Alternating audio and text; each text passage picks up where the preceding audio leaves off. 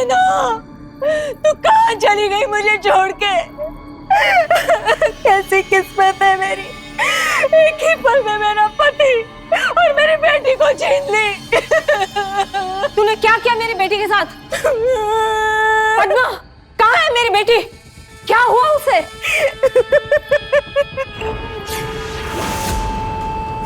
कुछ भी नहीं हुआ, लेकिन बहुत जल्द होने वाला है। संदेश आने वाला है। महारानी, राजकुमारी जीवित नहीं है, तब तो मुझे रोना पड़ेगा ना, इसलिए अभ्यास कर रही हूँ रोने का। मेरी बेटी को कुछ नहीं होगा, वो इस राज्य का भविष्य है। 200 वर्ष इस धरती ने उसकी प्रतीक्षा में बिताए हैं। तेरा सर्वनाश करने के लिए जन्मी है। अच्छा, लोग यही कहते थे ना जब तुम और मैं छोटे थे कि तुम राज्य का भविष्य हो, राज करोगी।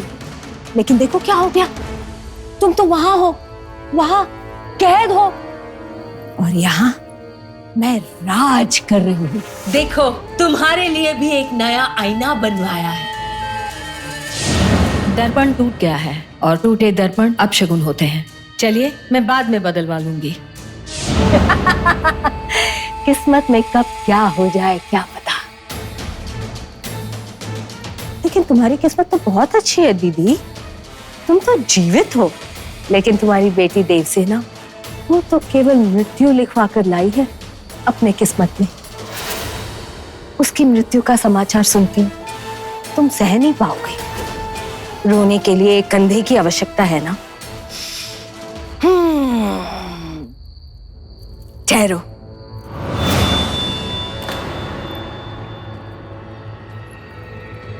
मैं ही तुम्हें कंधा दूंगी दीदी। मेरे ही कंधे पे सर रख के रो लेना।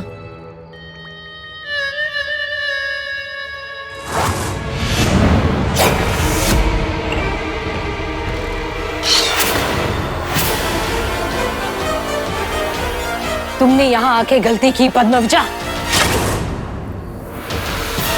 तुम्हें जीने का कोई अधिकार नहीं। तू क्या देवसेना को मारेगी? मैं ही तुझे मार दूंगी।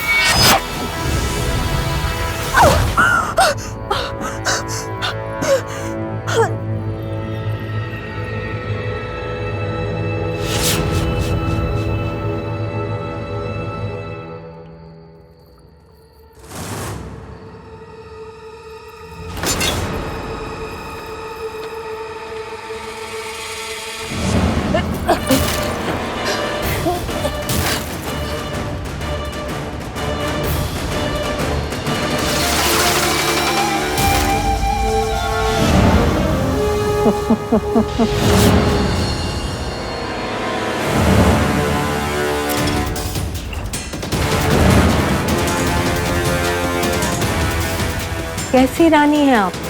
मुझे ठीक से मार भी नहीं सके। दोबारा मुझे मारने की कोशिश कर लो। ये लो, ये लो। अगर सामने से वार नहीं कर सकती तो मेरी पीठ पीछे भोंक दो खंजर। इस तरह। ये। हाँ, ये। अगर खून बहाना ही है तो इस तरह से बहाओ। लेकिन तुम मुझे मार नहीं सकोगी दीदी। मुझे मारना इतना आसान नहीं। तुम्हें मेरी शक्ति का अनुमान नहीं है।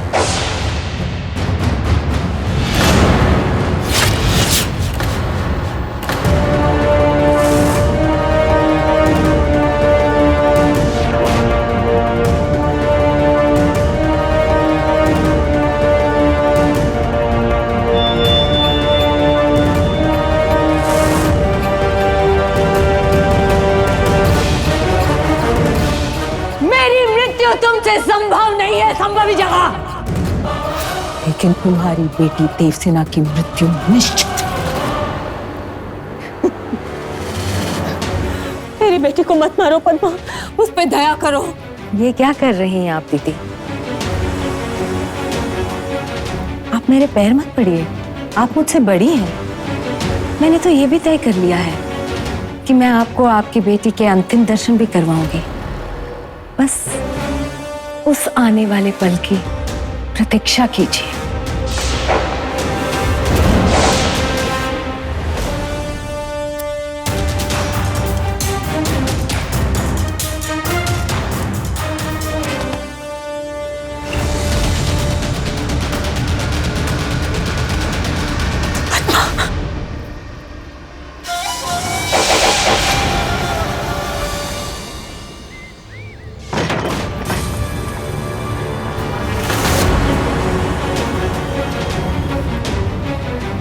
बड़े आराम से बैठी हो। तुम्हें क्या लगा था संभाविजा कि मैं सियाला का कैदी बन के रह जाऊंगा, कि मैं वहां से वापस कभी बच के नहीं आ पाऊंगा? लेकिन तुम्हारे ना चाहते हुए भी मैं वापस आ गया, और अब मैं तुम्हारा भेद भी जान चुका हूं। तुम मेरी बेटी को मारना चाहती हो। अब तुम्हारा ये सत्य मैं सारे राज्य के सामने लेकर आऊंगा। महाराज नहीं, ये आप क्या कह रहे हैं? आप मेरे पति हैं। देवसेना मेरी भी बेटी है, मैं ऐसा सोच भी नहीं सकती। आपने जो भी सुना वो गलत सुना।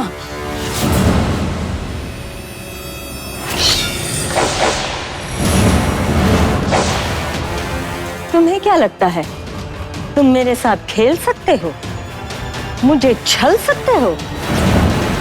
काल केतु,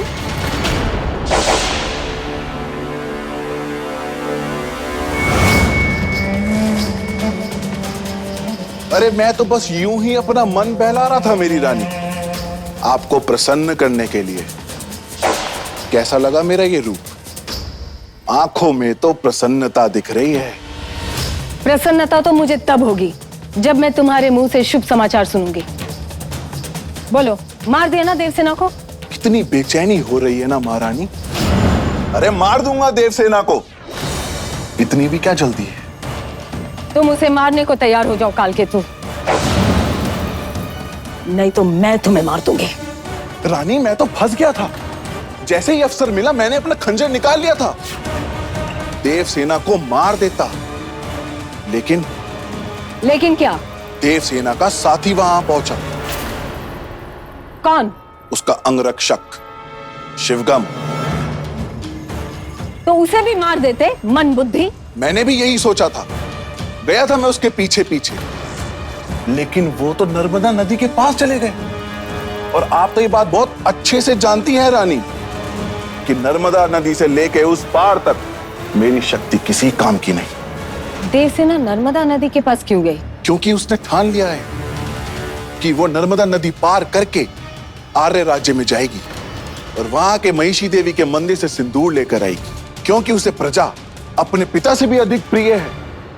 लेकिन वो ये नहीं जानती कि उसके वापस आते ही आपका दास काल केतु उसे बहुत ही आनंद के साथ मृत्यु लोक पहुंचाएगा। नहीं, तुम उसे नदी पार करने से पहले ही मार दोगे,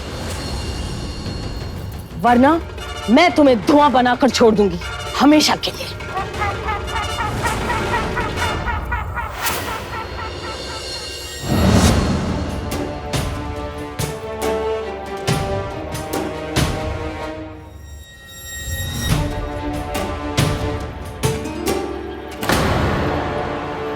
सियाला तुम, मैं यहां कैसे आया? मुझे बेहोश किसने किया था? मैं उसे छोड़ूंगा नहीं। शांत हो जाओ सिलंबन, शांत हो जाओ। सिलंबन, तुम घबराओ मत। अब तुम मेरे पास हो, अपनी सियाला के पास। तुम दोबारा से अपनी जिंदगी की शुरुआत कर सकते हो मेरे साथ।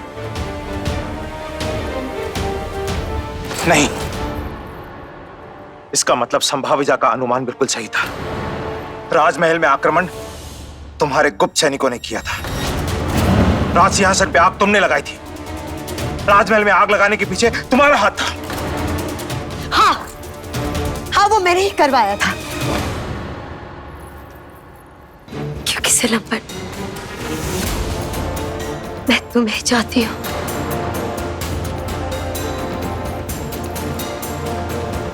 क्योंकि मैं चाहती थी कि दोबारा हमारा मिलन हो जाए। सिलंबन, मैंने 20 वर्ष प्रतीक्षा की है तुम्हें दोबारा पाने के लिए। सिलंबन, 20 वर्ष सिलंबन, 20 वर्ष। ये नहीं हो सकता। तुम्हारी प्रतीक्षा कभी समाप्त नहीं होगी सियाला। सत्य तो यह है कि मैंने कभी तुमसे प्रेम किया ही नहीं था। मैं संभाविजा से प्रेम करता हूं और उसी के पास वापस जा रहा हूं। नहीं, रुक जाओ सिलंबन, सिलंबन रुक जाओ। कहीं नहीं जा सकते। तुम सिर्फ मेरे हो और मेरे ही रहोगे। मैं तुम्हें कहीं नहीं जाने दूंगी। छोड़ो मुझे। सिपाहियों, बंदी बना लो इसे।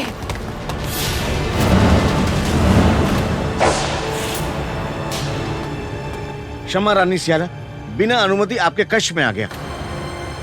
कहो। एक बुरी सूचना है, संभाविजा राज्य से आक्रमण होने वाला है हम पर। उनकी सेना हमारे राज्य की तरफ बढ़ी चली आ रही है। हमें कुछ करना होगा महारानी।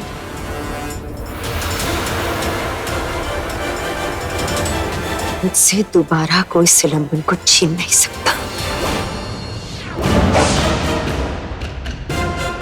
गलत सियाला, मेरी बेटी आ रही है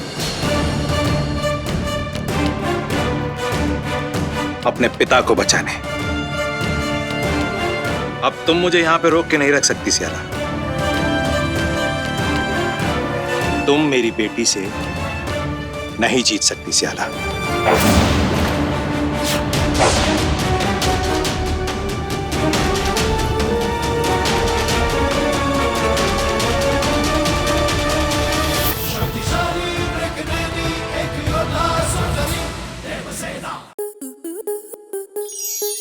स्टार प्लस के ऐसे ही और बेहतरीन लम्हे देखने के लिए सब्सक्राइब करें हमारे YouTube चैनल को।